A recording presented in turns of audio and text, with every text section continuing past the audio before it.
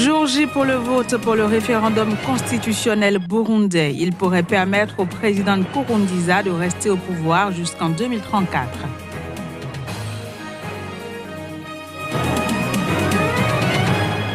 Suspension des manifestations de l'opposition guinéenne, elle fait suite à une offre de médiation de représentants de la communauté internationale.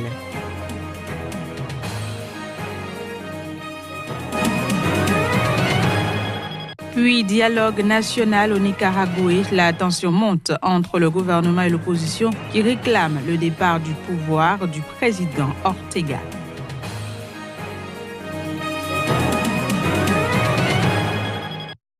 C'était là le sommaire. Bienvenue à toutes et à tous sur Sika TV. Je l'annonçais en titre, les Burundais votent ce jeudi par référendum sur une réforme de la Constitution. Celle-ci pourrait permettre au président Pierre Nkurunziza, au pouvoir depuis 2005, de rester aux commandes du pays jusqu'en 2034. Voici les précisions. Les 11 116 bureaux de vote ont ouvert tôt ce jeudi sur toute l'étendue du territoire burundais. Ils étaient nombreux à affluer vers les centres de vote pour voter pour ou contre la réforme constitutionnelle. En tout, 4,8 millions d'électeurs sont appelés à s'exprimer. Le bulletin de vote ne comporte pas de questions. Seule apparaît la mention référendum constitutionnel de la République du Burundi de mai 2018 avec les cases oui et non à remplir. Si elle est adoptée, la nouvelle constitution autorisera le président Pierre Nkurunziza à briguer 2 mandats de 7 ans à partir de 2020. La campagne référendaire a été marquée par les enlèvements, meurtres ou arrestations arbitraires selon des organisations de défense des droits de l'homme qui dénoncent également l'absence de réel débat démocratique.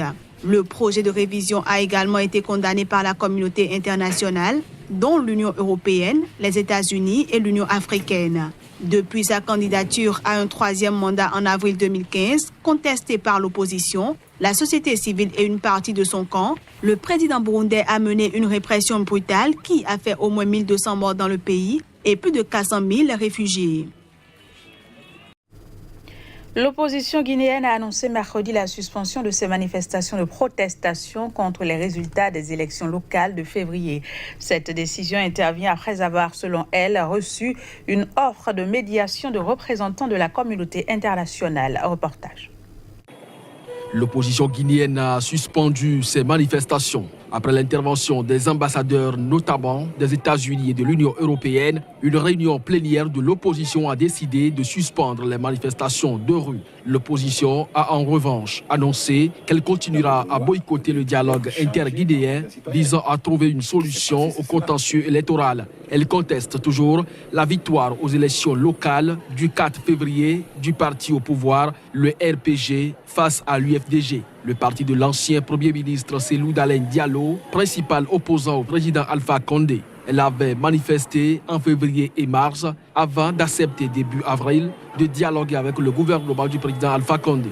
Le 10 avril, elle avait annoncé la suspension de ses pourparlers face au refus du pouvoir, selon elle, de trouver une solution au contentieux électoral et avait repris lundi ses manifestations en organisant une journée ville morte à Conakry. Les manifestations de l'après-scrutin ont duré 2 mois, une période entachée de violence qui avait fait au moins 12 morts, selon l'opposition guinéenne et les comptages de la presse ainsi que des ONG de défense des droits de l'homme. 94 opposants ont été tués en Guinée, en majorité par balle, au cours des manifestations politiques depuis avril 2011.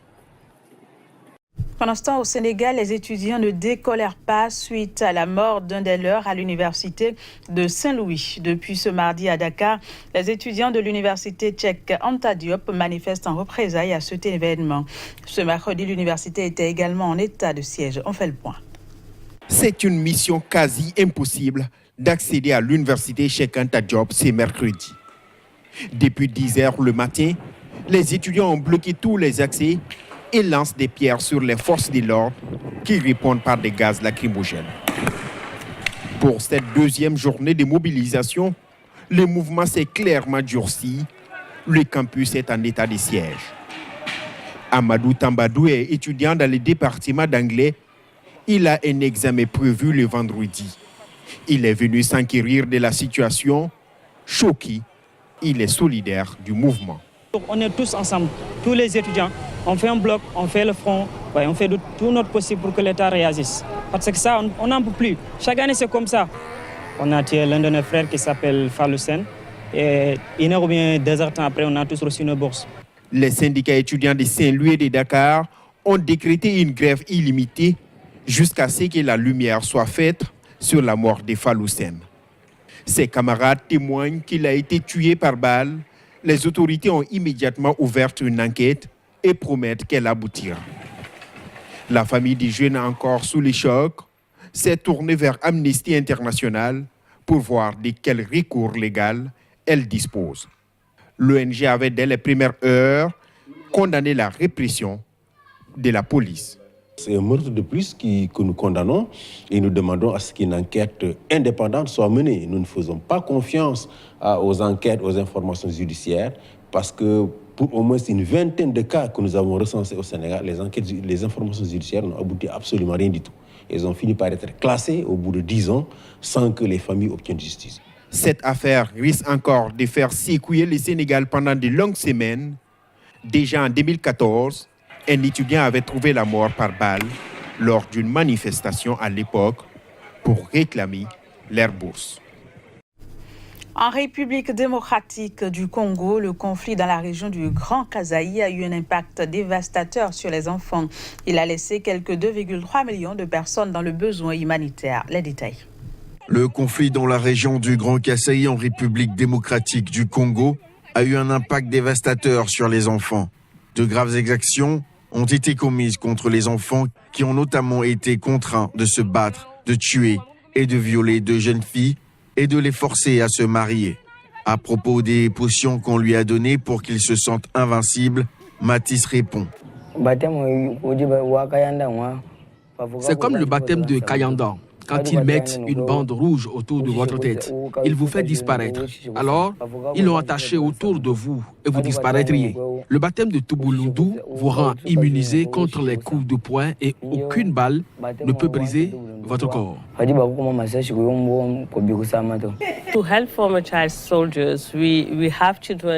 Pour aider les anciens enfants soldats, nous avons des enfants dans des centres d'orientation de transition. Nous leur offrons un soutien psychosocial et des compétences qui leur sauveront la vie. Nous les gardons également en sécurité dans cet environnement afin d'aider à leur réintégration dans les familles et les communautés. La violence dans la région du Grand Kasaï a également entraîné une malnutrition massive et un sentiment d'insécurité. Au Bénin, l'association Michel Gestin pour l'enfance et la fondation Adjavon Sébastien Germain continuent leur œuvre sociale au service de l'école. Ce mercredi, c'est le complexe scolaire de Douar-Lingbé dans la municipalité de Porto-Novo qui a reçu les donateurs pour un investissement estimé à plus de 25 millions de francs CFA. Le point dans cet élément. Animation folklorique, danse et enthousiasme, c'est dans cette ambiance que l'association Michel Gestin pour l'enfance et la fondation Adjavon Sébastien Germain ont procédé à l'inauguration d'infrastructures scolaires et d'équipements d'un coût estimé à plus de 25 millions de francs au complexe scolaire Douar-Lingbé dans la municipalité de Porto-Novo. Avec ces nouveaux bâtiments, votre école n'aura plus de problème de manque d'infrastructures d'accueil. Nous espérons que cela se traduira à travers les résultats du CEP.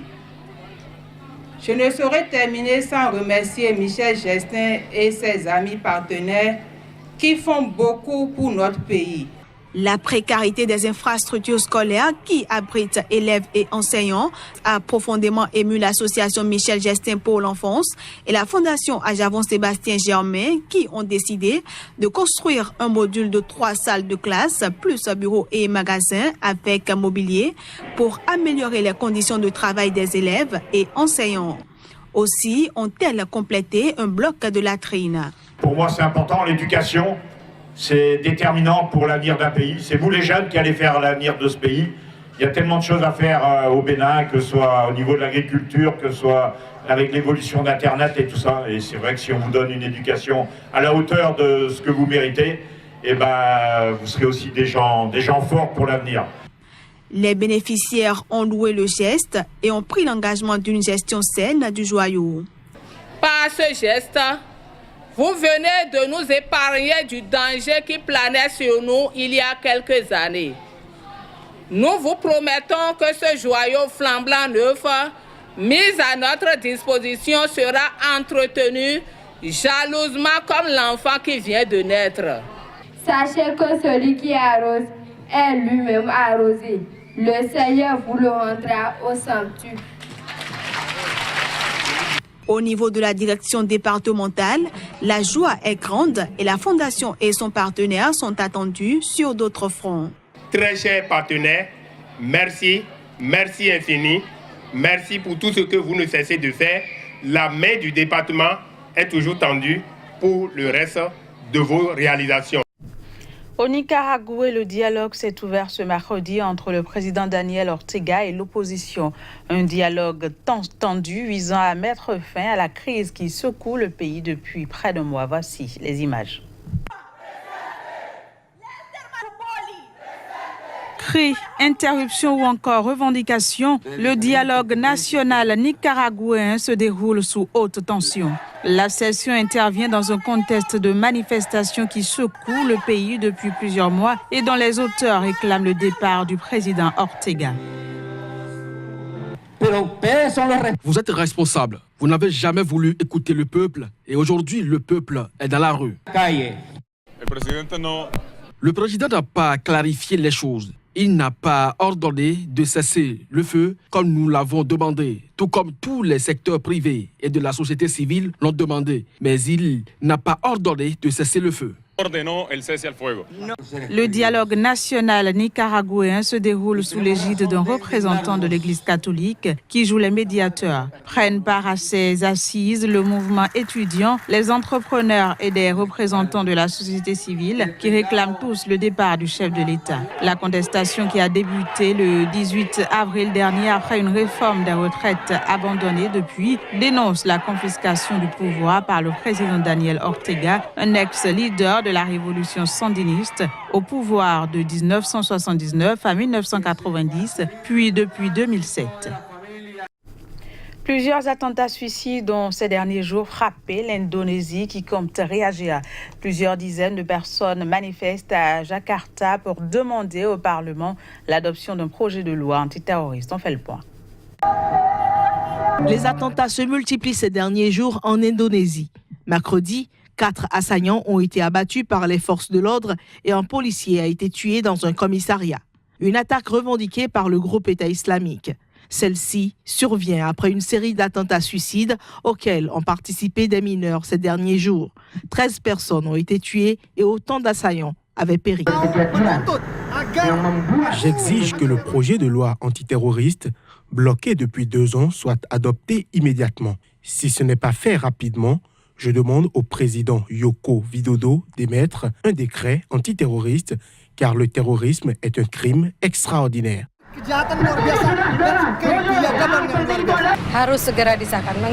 Le projet de loi antiterroriste devrait être adopté immédiatement en raison des conditions actuelles. Après plusieurs attentats à la bombe à Jakarta, Surabaya et aujourd'hui à Rio. Je suis outré et très attristé par les actes commis par les lâches. Ils n'ont pas d'humanité et de religion parce qu'ils ont commis des actes inhumains. Cette flambée de violence fait craindre une influence accrue de l'organisation djihadiste en Asie du Sud-Est, notamment en Indonésie, pays musulman le plus peuplé au monde. Ils seront organisés dans 3 mois, les Jeux asiatiques auxquels participent 45 pays. Le pays va également accueillir en octobre à Bali l'Assemblée annuelle du Fonds monétaire international et de la Banque mondiale. Voilà, ce sera tout pour ce journal. Merci de l'avoir suivi. Très bonne suite au programme sur Sikawa. À très bientôt.